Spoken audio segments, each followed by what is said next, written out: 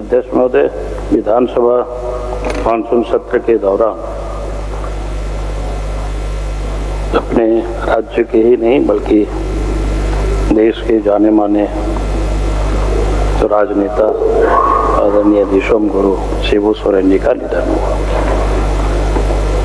और शिबू सोरेन जी के बारे में झारखंड ही नहीं बल्कि पूरे देश में परिचित है और हम सब लोग झारखंड में उनको पहले समाज सुधारक के रूप में जानते हैं और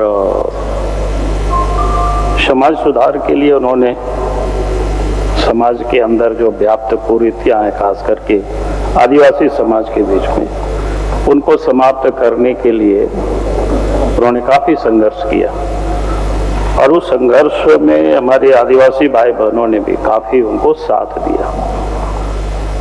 और हम समझते हैं कि वो शिबू सोरेन जी का समाज सुधारक के रूप में जो आंदोलन हुआ, उससे वे गुरु जी और दिशोम गुरु के नाम से भी वो प्रसिद्धि पाई। समाज सुधार में एक तो समाज के अंदर जो आडंबर होते हैं उस पर उनका काफी प्रहार होता था। कई एक दफे उनसे बातें भी हुआ, तो उनसे बातें होती थी तो उस पर वो यही कहा करते थे कि भाई इस प्रकार से जो फिजूल खर्ची समाज करती है उससे समाज को ही नुकसान होता है, परिवार को नुकसान होता है, उससे हम सबको बचना चाहिए। और फिर नशाबंदी पर उनका काफी जोर था। हम लोग उस समय स्कूलों में पढ़ते थे तो गांव घरों में लोग बनाते थे और पता चलता था कि इधर शिबू सोरेन जी आने वाले हैं, तो जो लोग भी बनाता था घर से हड़िया दारू सब उखाड़ करके बाहर लोग फेंक करके आते थे। मतलब इतने डर ही नहीं बल्कि एक प्रकार के सम्मान भी था उसके प्रति, और तभी लोग इतने साथ देते थे। झारखंड आंदोलन की तो हम सब लोग जानते ही हैं, और उसके बाद वो राजनीतिक आंदोलन के रूप में जिन्होंने पूरी जीवन जिसको कह सकते हैं संघर्ष किया, उसे किसी से छुपा हुआ नहीं, हम सब लोग परिचित हैं। आज हम सब लोगों के बीच नहीं रहे तो स्वाभाविक रूप से एक अपूरणीय क्षति है। फिर कोल्हान से रामदास सोरेन जी वर्तमान में शिक्षा मंत्री थे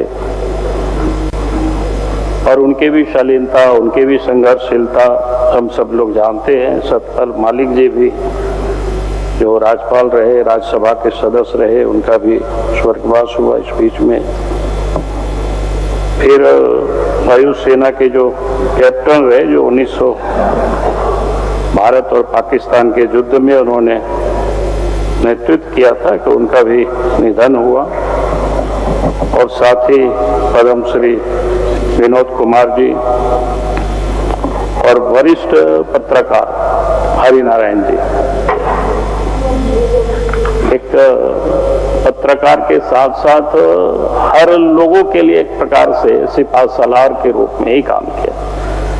और हमने देखा कि हर नेताओं से या हर लोगों से वो मिलते रहे, हर लोगों से वो बात करते थे निर्भीक होकर के। और जब हिंदुस्तान और प्रभात खबर जैसे अखबार छोड़े तो उन्होंने आजाद सिपाही नामक एक दैनिक अखबार को उन्होंने फिर प्रारंभ किया और उन्हें खड़ा किया।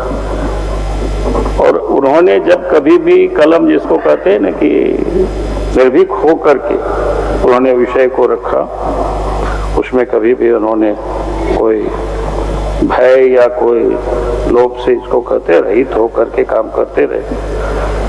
फिर जम्मू कश्मीर, उत्तराखंड ऐसे राज्यों में बादल फाटने से भी कई लोगों की मृत्यु हुई। और इस बीच में तो मैं उन सभी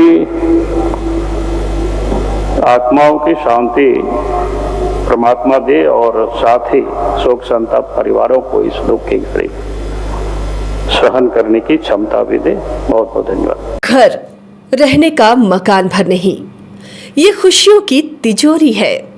दरवाजे पर दस्तक देता पड़ोस, खिड़कियों से उमड़ आता आसमां, तारों में उलझी ऐसी ना जाने कितनी दास्तां। कहती हैं चले डायमंड सिटी, एक सफर हम सफर के साथ अपने घर तक। Diamond city, life long bonding, 500 से ज्यादा खुशहाल डायमंड परिवार। जल्दी करें, सिर्फ 200 फ्लैट बाकी। आज ही बुक करें अपना आशियाना। गोल जहां 27 वर्षों के सफर में 17,000 से भी अधिक छात्रों ने डॉक्टर एवं इंजीनियर बनकर भरे सफलता की ऊंची उड़ान। जहां साधारण छात्र भी असाधारण सफलता प्राप्त कर बना रहे इतिहास। दूरदर्शी शिक्षाविद श्री विपिन सिंह के मार्गदर्शन में मेडिकल एवं इंजीनियरिंग के लाखों छात्रों के लिए आशा की किरण के रूप में गोल्ड रिजल्ट फैक्ट्री।